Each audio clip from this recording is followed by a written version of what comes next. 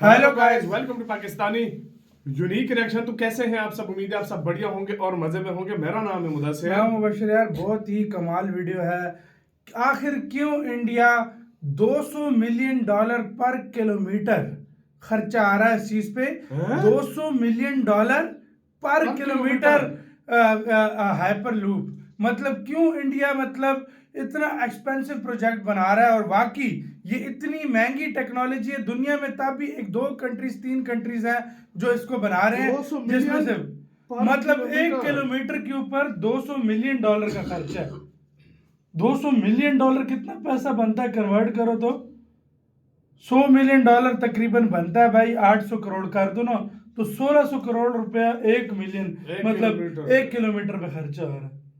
भाई ये क्यों बना रहा है इस प्रोजेक्ट? ये क्या है, किस तरीके का, देखेंगे। बड़ी कमाल वीडियो होने लगी है। तो स्टार्ट। आज हम बात करेंगे बड़े ही amazing fifth mode of transportation की, जिसको हाइपर लूप नाम दिया गया है, जो एक फ्यूचरिस्टिक मोड ऑफ ट्रांसपोर्ट है। और इसकी बात करना इसलिए भी इंपॉर्टेंट है क्योंकि इंडिया इस टेक्नोलॉजी को कहीं ना कहीं अब लीड कर रहा है और भारत एक नए ट्रांसपोर्ट रिवोल्यूशन की तरफ बढ़ रहा है। हाइपर लूप जो एक फ्यूचरिस्टिक कॉन्सेप्ट था, ग्राउंड रियलिटी बन रहा है और ये ग्राउंड रियलिटी भी इंडिया में बनता हुआ नजर आ रहा है। इंडिया एक बहुत इंपॉर्टेंट कंट्री बन चुकी है पूरे वर्ल्ड में हाइपर लूप के फ्यूचर को लेकर। इंडिया में हाइपर लूप को समझने के लिए मैंने छोटे 6 पॉइंट बनाए हैं, जिससे आपको इजी वे में सारी चीजें समझ आ जाएंगी। इसमें पॉइंट फर्स्ट होगा hyperloop technology, second point होगा current update of hyperloop in India, third होगा हाइपरलूप टेक्नोलॉजी के चैलेंजेस और फ्यूचर क्या है, क्या ये ट्रेन और प्लेन की तरह पॉपुलर बन सकता है। नंबर 4 पे होगा इंडियन हाइपरलूप कब तक बन सकता है, कब तक बनके ये रेडी हो जाएगा। नंबर 5 पे होगा expected route of hyperloop in India and number 6 पे होगा is India wasting money on failed project. और ये 6 पॉइंट को देखने के बाद आपको आई गारंटी कोई भी दूसरी वीडियो हाइपरलूप पर देखने की जरूरत नहीं पड़ने वाली। तो स्टार्ट करते हैं पॉइंट नंबर 1 से, हाइपरलूप टेक्नोलॉजी। हाइपरलूप टेक्नोलॉजी में एक वैक्यूम ट्यूब के अंदर मैग्नेटिक लेविटेशन पोर्ट्स को चलाया जाता है और ये ट्रेडिशनल रेल और एयरप्लेन से इतना एडवांस वर्जन है जो 1000 किलोमीटर पर आवर्स की स्पीड तक जा सकता है। अब क्या होती है वैक्यूम ट्यूब, सबसे पहले वो समझते हैं। दरअसल हाइपरलूप एक सील ट्यूब सिस्टम में चलता है जिसमें लो प्रेशर वैक्यूम होता है। इस वैक्यूम में एयर रेजिस्टेंस ऑलमोस्ट 0 हो जाता है, जिससे पोर्ट अल्ट्रा फास्ट स्पीड पर ट्रैवल कर सकते हैं। ये एरोडायनामिक ड्रैग को एलिमिनेट करता है, जो हाई स्पीड ट्रेन्स में एक बड़ी समस्या होती है। अब समझते हैं मैग्लेव पोर्ट सिस्टम क्या होता है। दरअसल हाइपरलूप के पोर्ट्स में ट्रेडिशनल व्हील्स नहीं होते, बल्कि ये मैग्लेव मैग्नेटिक लेविटेशन पर बेस्ड होता है। पूरे ट्रैक में मैग्नेटिक फील्ड का यूज करके जो मेन पोर्ट या कार होता है उसको हवा में फ्लोट कराया जाता है एंड इस फ्लोटिंग की वजह से वैक्यूम ट्यूब और पोर्ट के बीच का फ्रिक्शन ऑलमोस्ट 0 हो जाता है। अब बात करते हैं कि ये पोर्ट का जो मूवमेंट है वो आगे की तरफ पुश कैसे करता है। तो ये होता है मोमेंटम लीनियर इलेक्ट्रिक मोटर से, जो इलेक्ट्रिक पावर को मैग्नेटिक फोर्स में कन्वर्ट करता है, जो पोर्ट को आगे की तरफ पुश करता है। एंड इस पूरे प्रोसेस में जेट इंजन या फोसिल फ्यूल की कोई जरूरत नहीं पड़ती, इसलिए ये क्लीन एनर्जी ट्रांसपोर्ट भी है। बात करें इसके कंट्रोल की,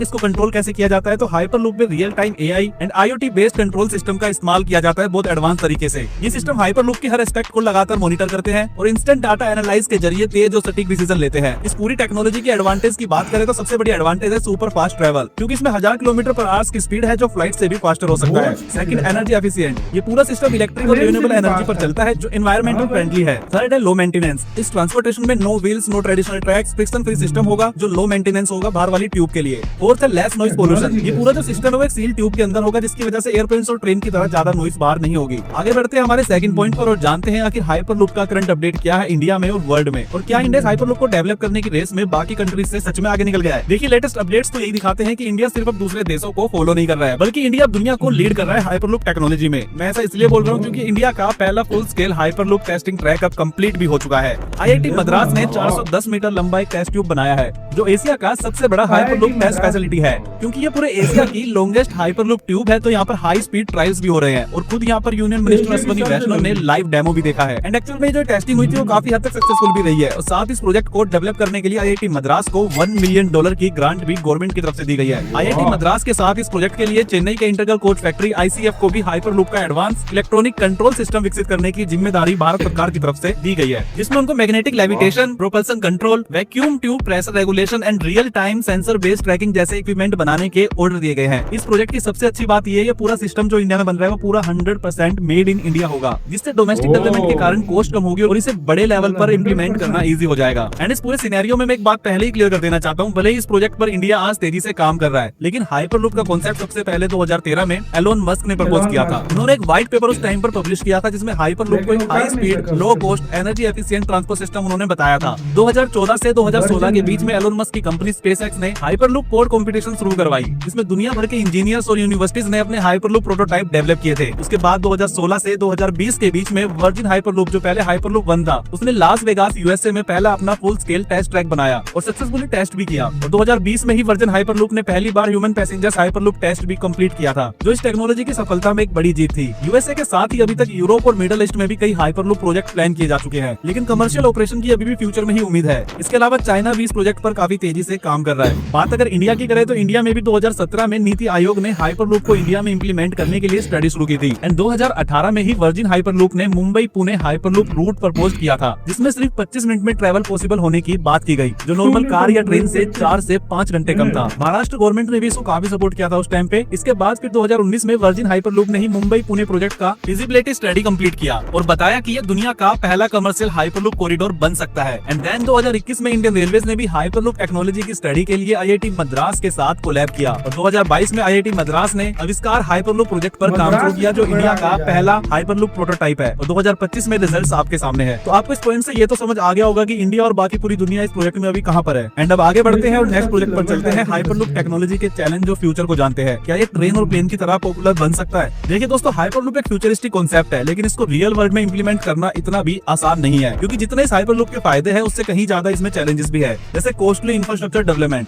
हाइपरलूप के लिए स्पेशल वैक्यूम ट्यूब्स और मैग्नेटिक लेविटेशन सिस्टम चाहिए होते हैं, जो बनाना और मेंटेन करना काफी ज्यादा महंगा है। एक हाइपरलूप कॉरिडोर बनाने का कॉस्ट ट्रेन और हाईवे से कई गुना ज्यादा है। सेकंड पॉइंट है सेफ्टी एंड पैसेंजर कंफर्ट। देखिए, मैंने आपको पहले ही हाइपरलूप की स्पीड के बारे में बताया है कि 1000 किलोमीटर से भी ज्यादा की रफ्तार से चल सकता है। ऐसे में हाइपरलूप एक्सीडेंट होने के रिस्क भी बहुत ज्यादा है एंड स्पीड पर किसी भी टेक्निकल फेलियर की वजह से अगर एक्सीडेंट होता है तो किसी के बचने के चांस ना के बराबर होंगे। किसी भी टेक्निकल फेलियर या अर्थक्वेक के टाइम पर पूरा सिस्टम कोलैप्स कर सकता है और इतनी हाई स्पीड में ट्रैवल करना भी लोगों की हेल्थ के लिए थोड़ा चैलेंजिंग हो सकता है। इन सब के अलावा एक और बड़ा चैलेंज हमें इस प्रोजेक्ट में देखने को मिलता है, वो है land equation and bureaucracy. India और दुनिया भर में लैंड इक्वेशन करना एक काफी बड़ा इशू है। इंडिया में तो ऑलरेडी कितने सारे हाईवे एंड रेलवे के प्रोजेक्ट इस लैंड इक्वेशन के चक्कर में अटके हुए हैं। हाई स्पीड ट्रांसपोर्ट कॉरिडोर के लिए बहुत ज्यादा लैंड चाहिए होगी, जो शहर से बाहर तो फिर भी एक बारी को हम सोच सकते हैं कि मिल जाएगी, लेकिन अर्बन एरियाज के अंदर मिलना काफी मुश्किल है। साथ ही government approval, environmental clearance, political factor भी प्रोजेक्ट को स्लो कर सकते हैं। फोर्थ एंड सबसे बड़ा चैलेंज हो सकता है पब्लिक एडॉप्शन। देखिए, ये आपको समझना होगा कि आज आप और मैं ट्रेन और प्लेन्स पर ज्यादा ट्रस्ट करते हैं, क्योंकि ये ऑलरेडी प्रूवन टेक्नोलॉजी है, लेकिन ये हाइपरलूप एक कंप्लीटली नया और अनटेस्टेड मोड ऑफ ट्रांसपोर्ट होगा। एक छोटा सा फेलियर भी पूरे सिस्टम पर सवाल खड़े कर सकता है। लोग इस ट्रांसपोर्टेशन पर भरोसा करें, इसके लिए सक्सेसफुली लार्ज स्केल के ट्रायल्स करने होंगे, जिसमें काफी ज्यादा टाइम लग सकता है। एंड ऐसे में आपके और मेरे, हम दोनों के मन में एक सवाल आएगा कि आखिर हाइपरलूप का फ्यूचर फिर है क्या? ये प्लेन्स और ट्रेन्स की तरह कभी पॉपुलर हो भी पाएगा या नहीं? देखिए, वैसे तो ये शॉर्ट डिस्टेंस के सिटीज को कनेक्ट करने का सबसे फास्ट ऑप्शन हो सकता है, लेकिन ये तभी पॉसिबल है जब टेक्निकल इशू सब सोल्व हो जाए। अगेन, अगर टेक्निकल चैलेंजेस सोल्व हो जाएंगे तो हाइपरलूप शॉर्ट डिस्टेंस कॉरिडोर जैसे मुंबई, पुणे, दिल्ली, जयपुर, बैंगलोर, चेन्नई रूट्स पर एयर ट्रैवल का बेस्ट अल्टरनेटिव बन सकता है। एंड अगर ऐसा होता है तो हाइपरलूप बुलेट ट्रेन और शॉर्ट फ्लाइट्स का बिगेस्ट कॉम्पिटिटर बन सकता है। Airlines and rail company already high speed projects पर काम कर रही है। अगर हाइपरलूप सस्ता और सेफ हो जाए तो ये नेक्स्ट जेन मास ट्रांसपोर्टेशन सिस्टम बन सकता है, लेकिन ये पूरी तरह डिपेंड करता है इसकी सेफ्टी और सक्सेस पर। इसमें भी एक पॉजिटिव पॉइंट ये है, अगर हाइपरलूप रिन्यूएबल एनर्जी सोर्स पर चले तो ये कार्बन फुटप्रिंट काफी कम कर सकता है। एंड फ्यूचर में हाइपरलूप को सोलर एंड विंड एनर्जी से पावर किया जा सकता है और इसे प्लेन और कार से ज्यादा इको फ्रेंडली बनाया जा सकता है। ओवरऑल अगर कंक्लूजन की बात करें, अगर कॉस्ट और सेफ्टी इशू सोल्व हो जाए तो hyperloop urban and intercity connectivity का बड़ा सोल्यूशन बन सकता है। फ्यूचर में automated hyperloop station, AI based ticket, smart city integration इस टेक्नोलॉजी को और भी ज्यादा नेक्स्ट जनरेशन ट्रांसपोर्ट सिस्टम बना सकते हैं। वहीं अगर लॉन्ग डिस्टेंस और इंटरनेशनल ट्रेवल्स की बात करें तो प्लेन ही बेस्ट ऑप्शन रहेगा आगे भी। और इंडिया में तो ट्रेन अब भी हाइपरलूप से ज्यादा सस्ती और एक्सेसिबल रहेगी, क्योंकि रेलवे के नेटवर्क को बीट करना इंडिया में अभी किसी भी ट्रांसपोर्टेशन के बस की बात नहीं है दूर दूर तक। अब आगे बढ़ते हैं और जानते हैं 6 पॉइंट, इंडियन हाइपरलूप कब तक बन सकता है। ये प्रोजेक्ट कब तक बन सकता है वो डिपेंड करता है completely government support, funding and technology development पर। अगर सभी चीजें ठीक से चली तो 2035 से 2040 तक हमें जो फर्स्ट कॉरिडोर जो कुछ गवर्नमेंट ने प्रपोज किया है 40 से 50 किलोमीटर का, उसकी कंस्ट्रक्शन स्टार्ट होने के चांस है। क्योंकि जिस तरह से अभी न्यूज आ रही है और गवर्नमेंट खुद इस प्रोजेक्ट को लेकर इतना इन्वॉल्व हो रही है, ये सब चीजें इसी तरफ इशारा करती है कि गवर्नमेंट, आईआईटी मद्रास और इंडियन रेलवे सभी इस प्रोजेक्ट को लेकर काफी ज्यादा पॉजिटिव है।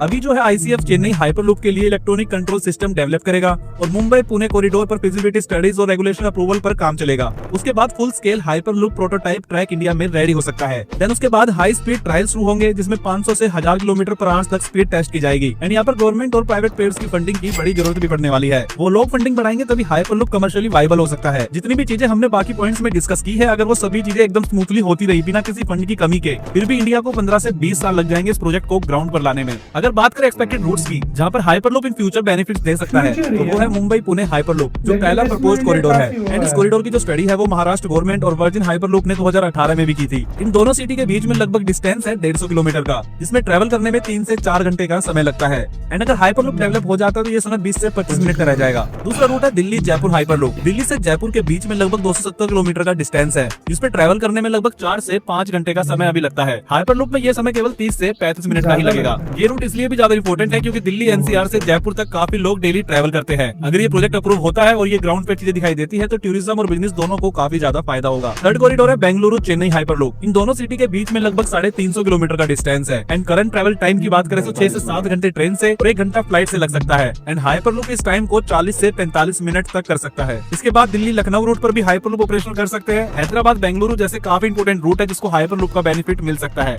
लेकिन अगर फ्यूचर में हाइपरलूप सक्सेस रहा तो बहुत हाई चांस है कि पहला रूट मुंबई पुणे का ही होगा। अब आगे बढ़ते हैं और जानते हैं हमारे लास्ट पॉइंट जो है इस India wasting money on A failed project. Wasting of money समझने से पहले आपको ये समझना जरूरी है कि आखिर हाइपरलूप में खर्चा कितना आता है। देखिए हाइपरलूप एक बहुत ज्यादा कॉस्टली टेक्नोलॉजी है जिसको बनाने में 75 मिलियन से 100 मिलियन डॉलर पर किलोमीटर का खर्च आ सकता है। वैक्यूम ट्यूब्स का कंस्ट्रक्शन और मेंटेनेंस वाकई काफी महंगा होता है। साथ ही मैग्नेटिक लेविटेशन सिस्टम भी काफी एक्सपेंसिव है। हो सकता है पहले फेज में हाइपरलूप का टिकट बुलेट ट्रेन और फ्लाइट से भी ज्यादा महंगा हो, लेकिन अगर एक बार इंफ्रास्ट्रक्चर बन गया तो हाइपरलूप इलेक्ट्रिसिटी पर चलेगा जो ट्रेन और फ्लाइट से सस्ता हो सकता है। ओवरऑल स्टार्टिंग में हाइपरलूप को बनाना कहीं से भी हमें कॉस्ट एफिशिएंट नहीं लगता एंड इसको बनाने और इंप्लीमेंट करने से कहीं ज्यादा पैसा तो इस प्रोजेक्ट के R&D में लगने वाला है। अभी अगर बात करें तो 2.5 बिलियन यूएस डॉलर की मार्केट है हाइपरलूप के ओवरऑल वर्ल्ड के अंदर और ये 2031 तक 24 बिलियन डॉलर तक पहुंच सकती है। मेरे पर्सनल ओपिनियन में R&D पर पैसा लगाना कोई वेस्ट ऑफ मनी बिल्कुल नहीं है क्योंकि आज हाइपरलूप ग्राउंड रियलिटी बन सकता है, उसमें कोई बड़ी बात नहीं है क्योंकि एक टाइम पर किसी ने ट्रेन और प्लेन को भी इसी तरह बनाया होगा जो आज इतने सक्सेसफुल है। लेकिन कुछ देश आज हाइपरलूप को फेल कंसीडर करते हैं। इसके पीछे कुछ वैलिड रीजन है जैसे हाई कॉस्ट। अमेरिका और यूरोप में हाइपरलूप बनाने के लिए हजारों करोड़ रुपए की जरूरत थी जो इसे इकोनॉमिक पॉइंट ऑफ व्यू से रिलायबल नहीं बना पाया। दुनिया में अब तक किसी भी कंट्री ने हाइपरलूप को सफलतापूर्वक इंप्लीमेंट भी नहीं किया है। वर्जिन हाइपरलूप ने भी अपने पैसेंजर ट्रांसपोर्ट प्लान को कैंसिल कर दिया है और वो भी अब सिर्फ कार्गो हाइपरलूप पर फोकस कर रहे हैं। वैक्यूम ट्यूब में छोटी सी लीकेज भी पूरे सिस्टम को फेल कर सकती है एंड इंडिया जैसे क्लाइमेट में तो इसका मेंटेनेंस करना और भी ज्यादा डिफिकल्ट होगा। तो ये कुछ पॉइंट्स है जिसकी वजह से लोग इसको फेल कंसीडर करते हैं। लेकिन इस सब के बावजूद भी इंडिया लगातार इसकी रिसर्च में पैसा लगा रहा है एंड 50 किलोमीटर के हाइपरलूप को प्लान कर रहा है। ऐसे में कुछ भी कहना अभी मेरे हिसाब से जल्दबाजी होगी क्योंकि इसी से तो यार वीडियो खत्म। बाकी इंडिया इसमें बहुत इंटरेस्टेड है यार। मैं एक बात बोलूं, जिस तरीके से ये देखो फ्यूचर जब एयरप्लेन बना था उसमें ऊपर पहले उस टाइम भी लोगों की फटी हुई होगी कि भाई ये चीज उड़ेगी कैसे, उड़ के कैसे हम जाएंगे। लोगों के हाथ में आई हुई लोगों ने क्या किया, लेकिन कैसे उड़ के जा रहे हैं आजकल। अब कैसे कैसे जहाज बन गए। अगली फ्यूचर में ये चीज भी अभी हम कहते हैं कैसे यार। अगर लोग कहता है कुछ लोग बोलेगा इम्पॉसिबल है, ये होगा वो होगा। कुछ लोग कहते हैं ना ये इम्पॉसिबल है। भाई फ्यूचर ऐसा है कि आपको सिर्फ उधर मशीनरी नजर आएगी, इंसानों का उसमें वो काम बहुत कम रह जाएगा। तो आने वाला टाइम यही इसी तरह चल रहा है। पहले आज से पहले रोबोट्स के बारे में कौन कहता था कि ये भी काम करेंगे, ये पे एआई के बारे में कौन सोचता था कि इतना आगे निकल जाएगा। आज हूबहू सेम टू सेम आप शक्ल भी बना रहे हो, आवाज भी निकाल रहे हो, सब कुछ कर रहे हो। किसी ने सोचा था एआई कहां पे आ गया, एआई कहां पर चला गया। भाई ये फ्यूचर टेक्नोलॉजी में कुछ भी। और इंडिया अब अपने इंडिया फ्यूचर को सामने रखकर कर रहा है और इंडिया इसको लीड करना चाहता है। अभी कहते हैं कि 2.5 बिलियन डॉलर की मार्केट है इसकी 2031 तक, मतलब 6 साल में 24 बिलियन डॉलर की मार्केट हो जाएगी। खुद सोचो इसके बाद ये कहां जाएगा। ये 6 सालों में 24 बिलियन डॉलर की मार्केट हो जाएगी। सही बात है। और फिर अगले 6 सालों में और कहां जाएगा ये। तो ये फ्यूचर है भाई। फ्यूचर है और इंडिया ने इसके ऊपर टेस्ट और इंडिया क्यों इसमें क्यों इंटरेस्टेड है ताकि इस टेक्नोलॉजी को फ्यूचर में और $1 मिलियन दे भी चुका है इंडिया। और ताकि इस टेक्नोलॉजी में इंडिया वो करे, लीड करे। लीड करे। तो आपका क्या कहना है, अपनी राय बताना, अपना बहुत अच्छा ख्याल रखना चाहिए।